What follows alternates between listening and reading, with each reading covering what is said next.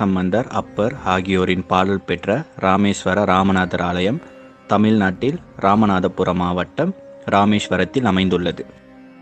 ராமேஸ்வரம் கோவில் தேவாரம் பாடல் பெற்ற தலங்களில் பாண்டிய நாட்டு தலங்களில் ஒன்றாகும். இவ்வாலயம் இந்தியாவில் உள்ள 12 ஜோதிர்லிங்க தலங்களுள் ஒன்றாகும். ராவணனை கொன்ற பாவம் தீர ஸ்ரீராமர் இத்தலத்தில் வழிபட்டதாக நம்பப்படுகிறது. இந்த ராமேஸ்வரம் ஆலயத்தில் அமைந்துள்ள சிலை ராமாயணம் காலத்தை சார்ந்ததாகவும் இதனை ஸ்ரீராமரே பிரதிஷ்டை செய்ததாகவும் நம்பப்படுகிறது.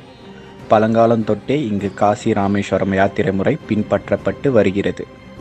காசி ராமேஸ்வரம் யாத்திரை செல்பவர்கள் முதலில் ராமேஸ்வரத்தில் உள்ள அக்னி தீர்த்தத்தில் நீராடி மணல் மற்றும் அக்னி தீர்த்தம் எடுத்துக்கொண்டு காசி சென்று கங்கை தீர்த்தத்தில் மணலை போட்டுவிட்டு காசி விஸ்வநாதருக்கு அக்னி தீர்த்தத்தை அபிஷேகம் செய்து காசியிலிருந்து கங்கை தீர்த்தம் எடுத்து வந்து